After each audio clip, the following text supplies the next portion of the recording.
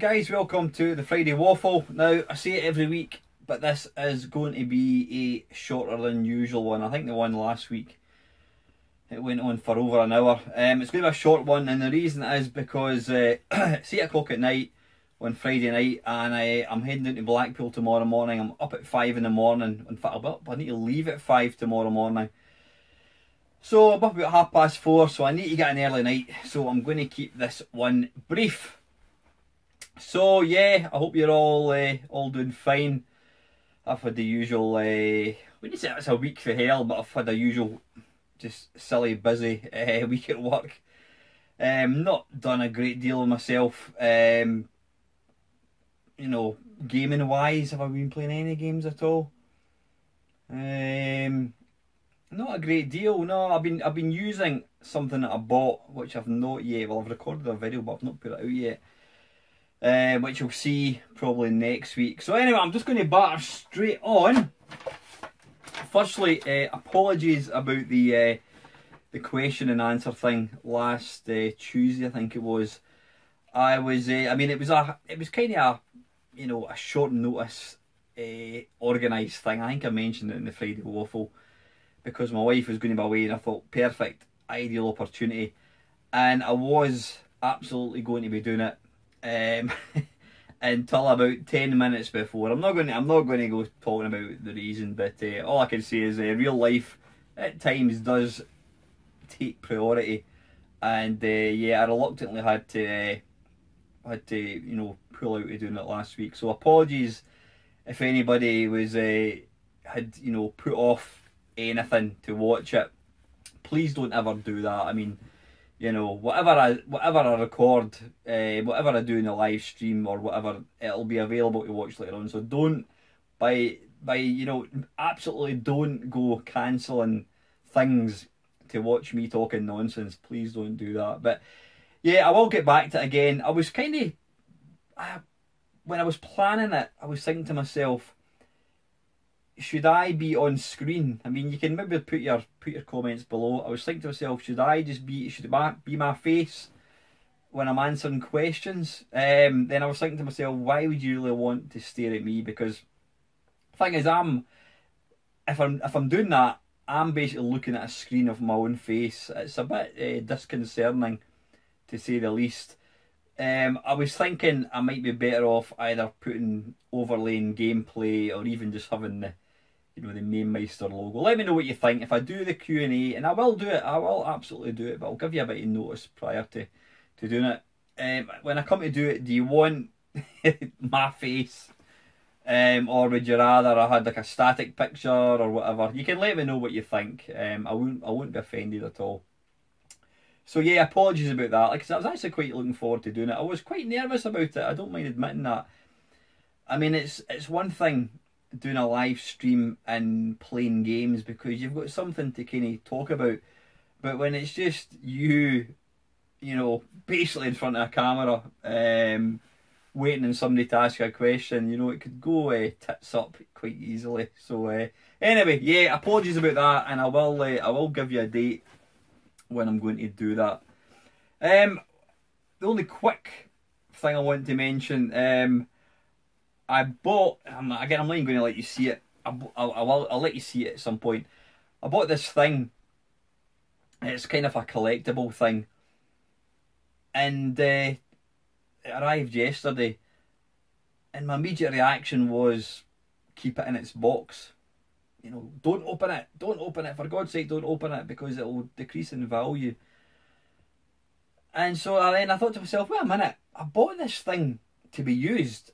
So why? Yeah, it's something that will sit on a shelf, but it can be used. In fact, you probably know what I'm talking about if you've watched. If you're subscribed, sorry, if you're on my Main Meister Facebook page, I put a picture of it yesterday. But yeah, it's we've become a society, especially in this kind of hobby of ours, this kind of collectory video games, memorabilia type sort of scene that we kind of exist in, that people buy things and they don't want to open them. They want to keep it perfect. And you know, yeah, on the very odd occasion, you'll see like collections of video games that have been sat in a loft or sat in a garage somewhere, and they're like mint condition. They've never been opened, and I always think that's incredibly sad when people buy things and they don't want to use it. They keep it purely to basically to be able to sell on later on.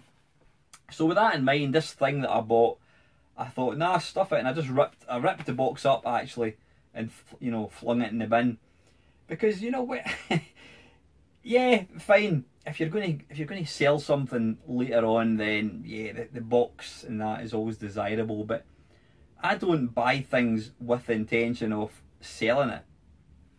I mean, what I do, is that a phrase? Do? I think it is. Yeah. What I generally do now, if I buy any sort of tech, whether it's, you know, second hand or brand new, I'll always I'll put the box up in the loft and I'll keep it there for a while. I mean, I do have boxes for most of the consoles because, yeah, it's you know, there's lots of people that will only buy video games and whatnot if it's in the original box. So it's always handy to hang on to boxes. But you know, I don't have a problem with hanging on to boxes, but it's stuff that you buy and you simply don't open because you want it to be good, you want it to be boxed and complete, you know, unopened. And that's just really, really sad. But anyway, yeah, that's that. That was a rather crap topic. Before I start on with the questions, Paul Wokes. If you don't know who Paul Wokes is, he was the genius programmer who programmed Mercenary. Now, I did actually put out an 8-bit face-off kerfuffle a few weeks ago with Mercenary. He also did Encounter. What else did he do? He did Backlash on the 16-bit computers. I found out yesterday that Paul actually sadly passed away last year. Apparently he died, I think it was July last year. But his family, I mean, he was a very, very private person apparently. So, you know, once he kind of moved away from programming, I don't think he was a very private person. And apparently when he died, his family didn't want it sort of known. But the person actually that made me aware of it is Julian Rignall. I'm on his Twitter, I should say, and he had mentioned that he just found out that Paul had died. So yeah, like I said, he died apparently last year. But you know what? It's an unfortunate thing getting old. Is people who we all remember, people who were part of our growing up, part of the culture that we're part of, they're getting older as well, and you know, death is natural as birth. So this is going to become more common. But yeah, when it's people who you were like a fan of and playing video. I mean, video games to me still kind of feels like something that's modern. And so when you hear of somebody who programmed video games dying, it seems doesn't seem right. But then you look in the mirror and you see this. You see how we're all getting older, you know. So it's going to become more and more common, unfortunately. But yeah, so very, very sorry to hear about Paul Wokes.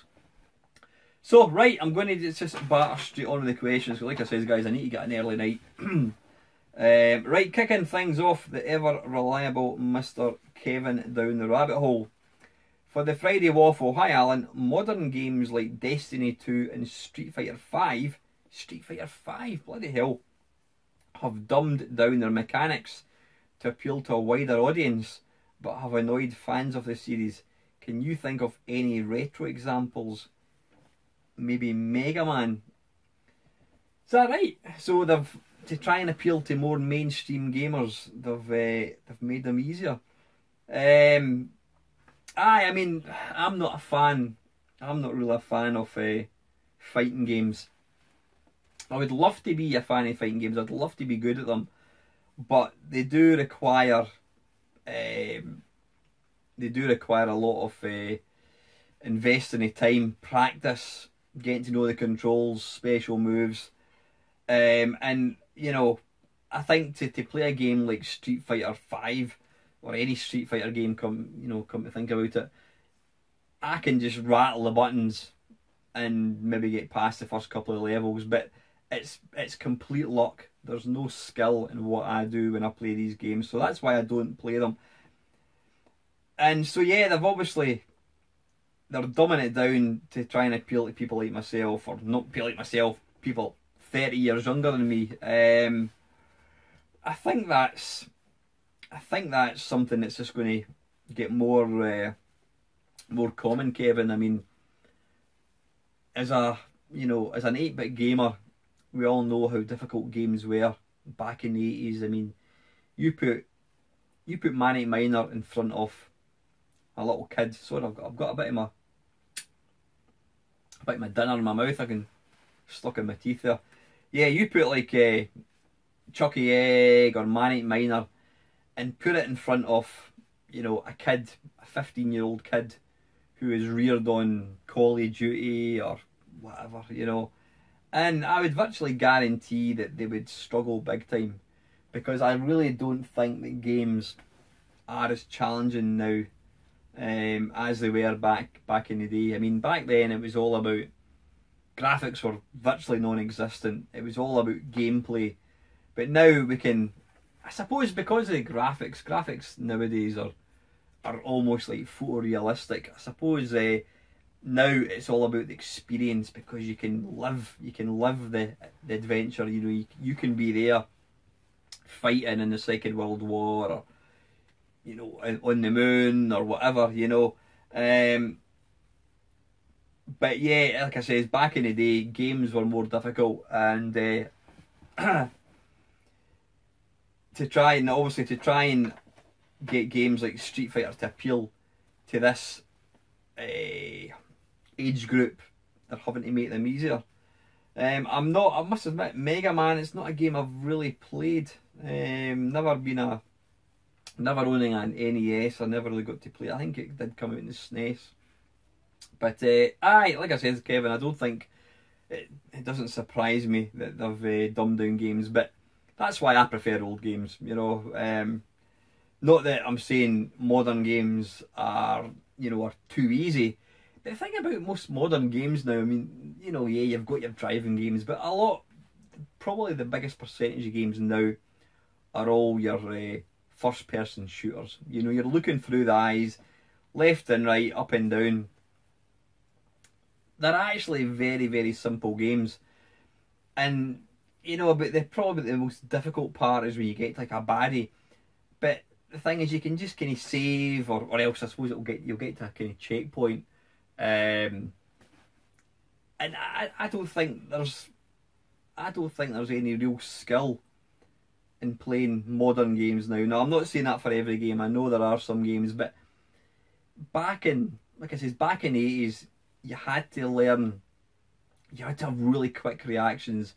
You had to learn how to do pixel perfect jumps and that kind of stuff. Whereas nowadays, I remember Stuart Campbell, a fellow Scottish person, he put an article up, and he said that he completed, was it one of the Sonic games, was it like Sonic Adventure, something like that, one of the kind of like the more modern 3D Sonic games. And what he did was he put sellotape, I think, on the jump button, and then he put sellotape on the joypad, basically making Sonic run forwards. And he said that he ended up getting to the end of the game, it was just literally just jump, running forwards. He said there was no skill involved whatsoever. So anyway, yeah, I think it's no surprise that they're dumbing down these games. I think it was always going to be expected, because your diehard real arcade experts, they're all probably ages with myself now, maybe a wee bit younger. 20 years time, these guys won't be playing games probably, and so it's going to be left to this generation who are reared on piss easy games. So anyway, thanks for that first one, Kev. Let me just read the second one. Secondly, I was in a game store the other day, and the young employees were discussing they knew people who used to game way back in the PS2. And I was tempted to pipe up declaring I used to game in Atari 2600, but I stopped myself. Is being a geezer gamer a source of pride, or should we cower in shame? Absolutely, you should be proud as punch to be an old style gamer. You know, I mean, if it wasn't for guys like us, we wouldn't be sitting here talking about them. But yeah, I mean, I went through the kind of embarrassment to be a video gamer thing. I mean, I always remember a tale I've recounted on a number of occasions when I came to get an NES, sorry, a SNES I should say, back in, I don't know, 1993 I should say, 1994, something like that it was. I was embarrassed. I didn't want to tell them that I was buying it for myself, so I went into a shop and I told them that I was buying it for I think it was my nephew. I told them, I don't even have any nephews. I told them I was buying it for my nephew, so I was embarrassed to buy it. But nowadays, I couldn't give a monkeys. I mean, gaming is popular, and I think I think some people think that old guys like ourselves are quite cool because, you know, it's a bit like, I'm a metal, you know, a heavy metal fan, rock fan, and it's pretty awesome when you hear somebody saying, yeah, they saw Deep Purple or Led Zeppelin, you know, or, you know, any of these kind of groups, Judas Priest, whatever. You think, oh, I wish, you know, that's cool that he got to see them. I mean, I saw Guns N' Roses the first time they came to the UK, and there's people who probably think that's cool that I got to see Guns N' Roses. So it's the same with gaming. I think there's people who probably think we're quite cool that we were there right in the very, very start. And, you know, I think it was an amazing time to be alive. You know, we were there at the very, very start of this whole kind of industry. We've seen the games evolve, hardware get better and better. We've seen some diabolical systems and we've seen some amazing systems as well. So 100% proud to be a gamer, Kev. Finally, Billy Mitchell's Donkey Kong record is being removed as it was determined he was cheating. Same with Todd Rogers' Atari 2600 Dragster title, because it was proven his claimed record time was impossible. I'm curious how you feel about those, because they were famous world records and are now defunct. I was reading quite a bit about that. Now, one of my mates, Tony Temple, who I'll actually be meeting tomorrow, he's going down to Blackpool. Tony is the world champion, Missile Command. He holds the world champion for the, what do you call it, no extra lives, Missile Command. So Tony knows, you know, he knows Billy Mitchell personally, and knows a lot of these guys. So I've kind of been, not that I've ever spoke to these guys, I've always had an interest in like these high scores, and it's in some ways it's quite sad, because I mean, I think, yeah, the Todd Rogers thing, apparently, yeah, Dragster is an Atari 2600 game. Now I've tried to play it and I can't play it at all. I think you've got to time it and you've got to basically change gears as really quick as you can. I can't do it at all. I just simply can't do it.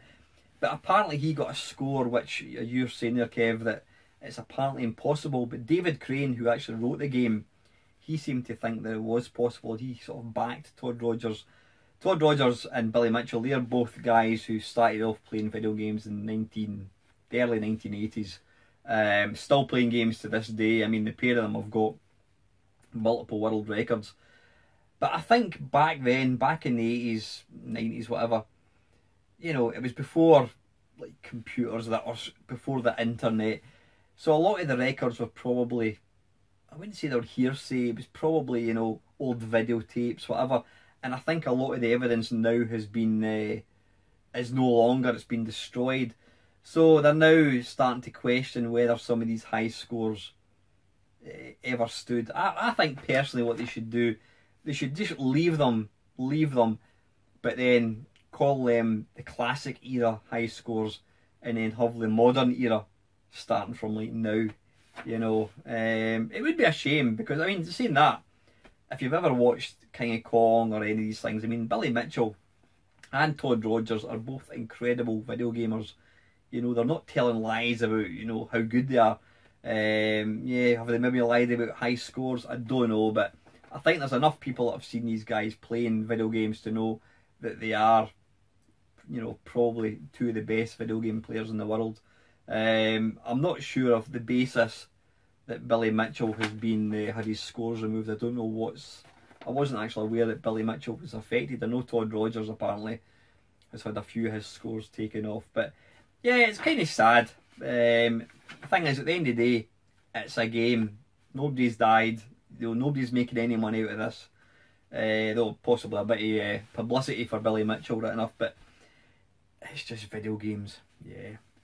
Anyway, Kev, thanks for your questions, mate. Next up, Colin Jones. I stumbled into the emulation scene while looking for a version of Lunar Lander. How did you discover emulators? I'm trying to think, Colin. In fact, I'll tell you exactly how I discovered them. It would be, I don't know when it would be, 1991, the early 90s, 91, 92, 93, early 90s, when I had my Amiga. And I always remember getting a magazine. It might have been Amiga format, something like that. And, you know, at the back of these magazines, you had like public domain discs. It's basically free games, and you could send off £5 and you'd get a disc with maybe 3 or 4 games in it. And I remember seeing an advert for what it was called a ZX. It was the Spectrum emulator. Now I didn't really know what an emulator was. I'd never really heard the phrase before. And in this advert, it sort of said, you know, play some of the Spectrum classics on your Amiga. And I'm like, how is that possible? How can that be possible? So I sent off my £5, and I got a couple of. I think I sent off for, you know, the emulator plus an extra £5 for like some games. So I got these 2 floppy disks, and I put it into my Amiga, and I started playing some of these games. And to be honest, the emulation was pretty shite. I mean, if I remember rightly, I think the speed was maybe only running at 50% of the speed. So, you know, playing like Night Lore at half speed. And as much as I was intrigued that I could basically play another system on my Amiga, I mean, I'd never had a Spectrum, so being able to play a Spectrum game on my Amiga felt, you know, oh, this is excellent. But the lack of speed, just, it's not great. So that was it. I kind of knew about emulators, but my real hobby with emulators kicked in, when would it be? 1996, 1997, I think it was. We got email at work, and then we got the internet at work. Now I didn't know what the internet was until we got it at work. And very quickly I discovered, you know, at lunchtime I could go on, you know, I think it was Yahoo, whatever it was. I could go on and, you know, I would just type in Commodore 64, and, you know, up would pop some websites with, you know, pictures of Commodore 64 games and that kind of stuff. And then I became aware, well, I mean, one of my mates, again, this is a tale I've recounted multiple times. One of my mates actually made me aware of MAME. He told me that he had a disc that he could give me that would let me play real arcade games on my computer. And I just physically could not get my head around how that was possible. So anyway, cut a long story short, I got some floppy disks with MAME, and you know, I ran, was it Space Invaders or Galaxian, and it blew my mind. Here was the arcade on my computer. And so when I got to work the next day, I started typing into Yahoo, you know, different games, Year Kung Fu. And before long, I got to discover, what was it called? Dave's Arcade Classics, which was one of the real early emulation sites. And I became aware of this scene and this thing called emulators. I mean, there was MAME. Oh, what was it called again? There was one called RAIN, RAINE, which was you had MAME and you had RAIN. Both of them were, you know, just as good. Ultimately, RAIN dropped off and MAME kind of took over. But yeah, there was all manner of different emulators. And so I started to download games. I used to download them at work, and I would put them onto. I ordered myself. I was like the office manager, so I used to order myself floppy disks, and I would copy the games onto the floppy disk. I would take the disc home because I didn't have the internet at that point, and I would copy the games from the floppy disk onto my computer.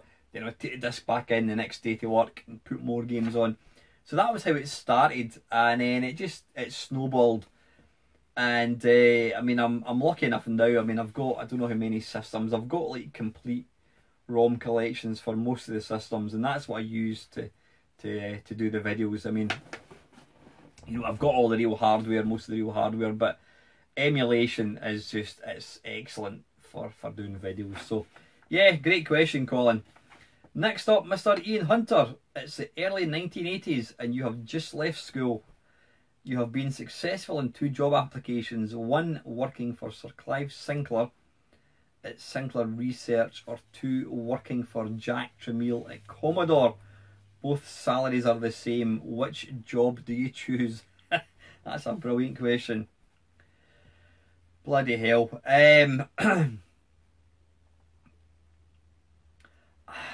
I don't know. I think I would have to go with Jack Tramiel at Commodore.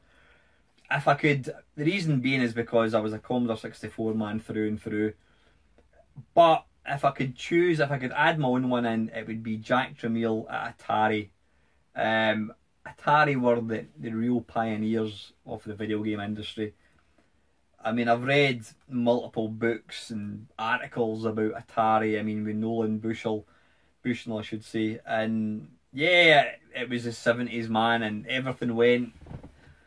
Drugs, alcohol, you know, free living, you name it. I think it would have been a wonderful place to work back in the 70s, and even, you know, in the 80s as well, when you had your early computer games. So yeah, I think I would go for Jack Tramiel with Atari.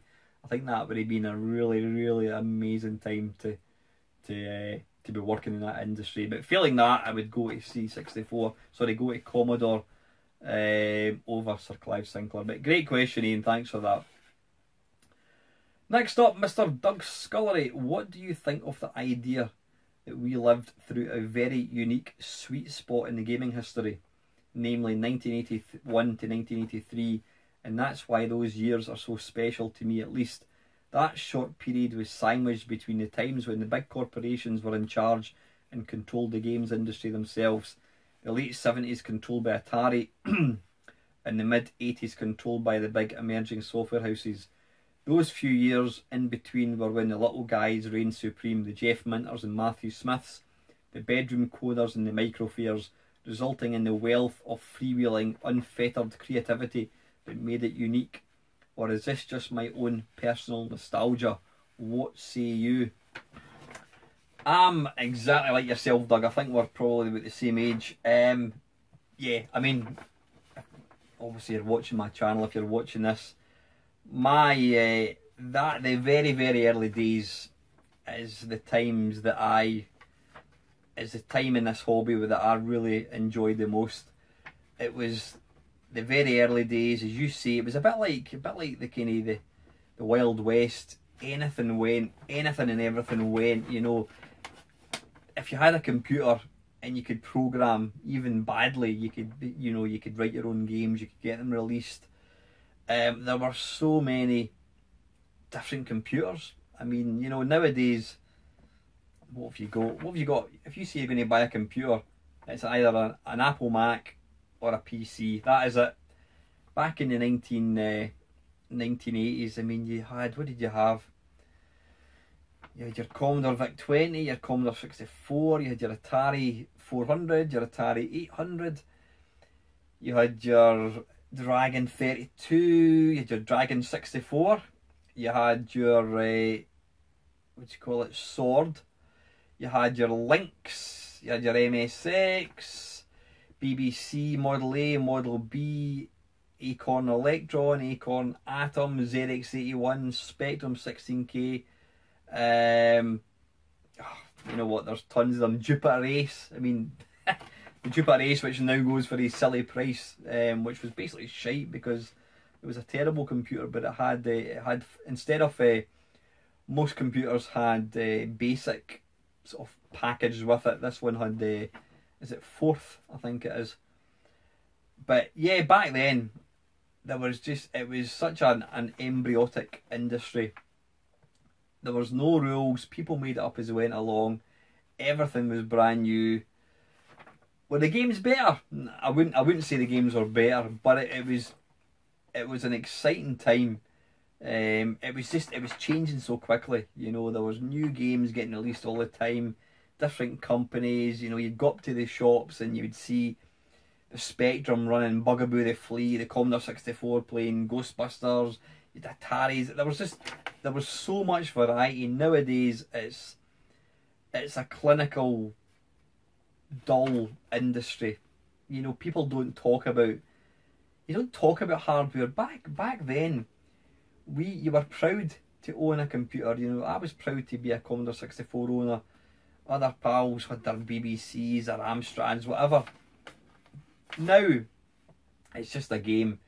I couldn't really give. I mean, I've got a PS4, and I do think it's a good system, but games look the same. And even, you know, back in the mid sort of early 80s, you had bragging rights. You know, you would look at a game, you pick up the cassette inlay, and it would show you a picture of like the Commodore 64, and you think that looks a lot better than the Spectrum, or you know, or you could compare. Every computer was different. Every computer looked different. Had different sound. It was just a lot more interesting. But like I said, nowadays you don't even think about the hardware that it's on. I mean, I would guarantee that you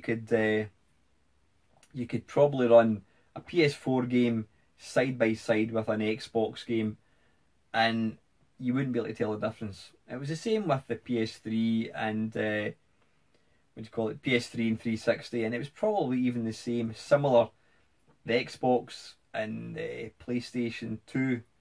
You know, so for years and years and years and years, I think it's become quite a dull and sterile environment. You know, there's no excitement. There's no, yeah, you get new hardware. I mean, I couldn't tell you the last time I got excited about getting a new bit of kit. Even getting the PS4, I was very kind of blasé about it. I'm like, yeah, whatever.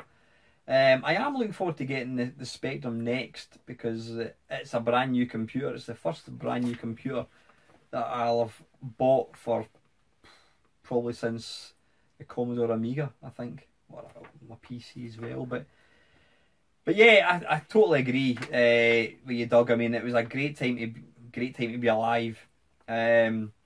Certainly, it's a great time to have been a video gamer, you know, because you were there at the very, very cusp of the whole thing. It was a cottage industry.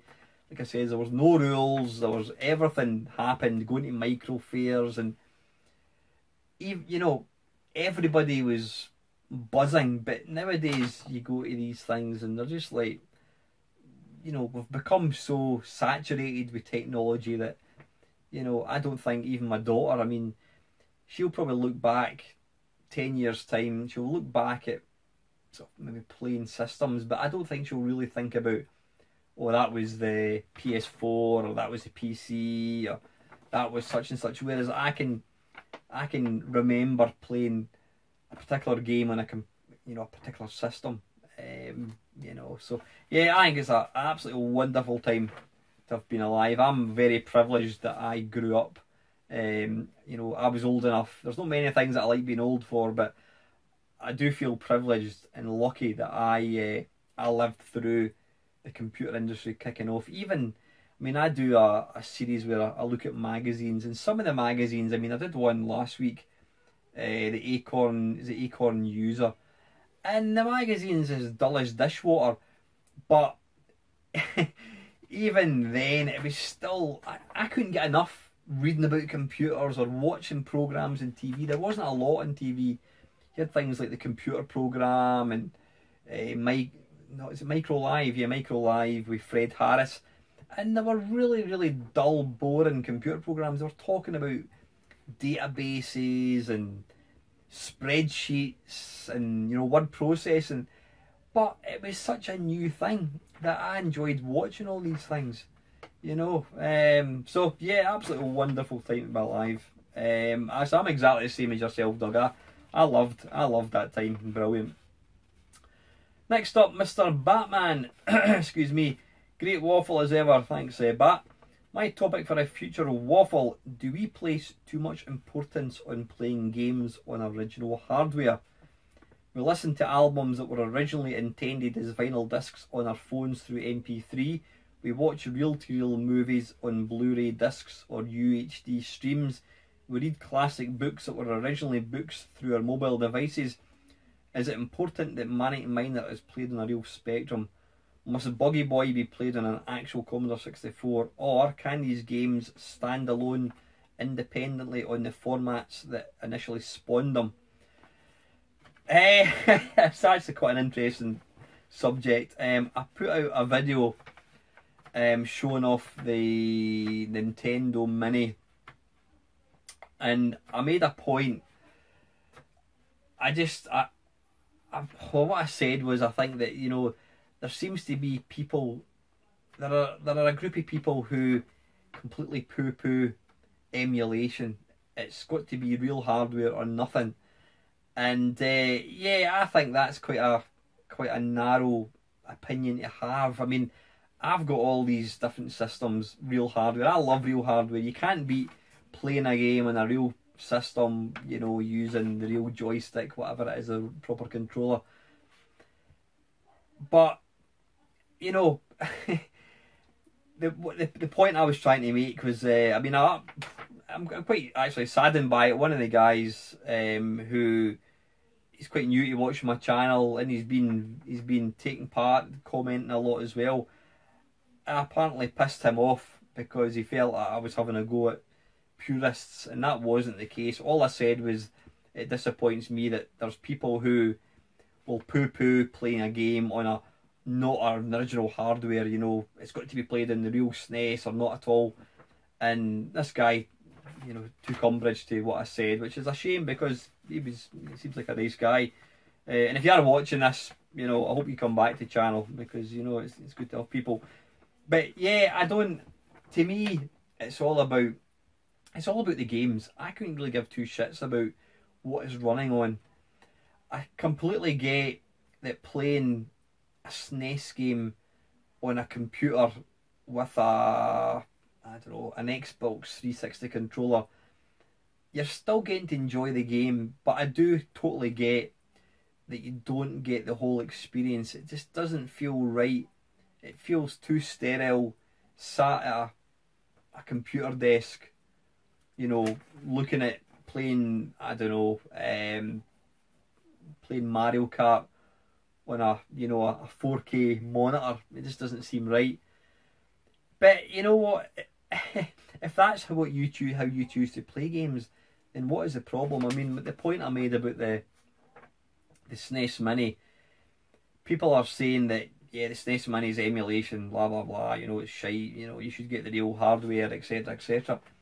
And the point I was trying to make, back in whenever the SNES came out, I don't know, 1991, the technology that Nintendo used was computer chips, processors, etc.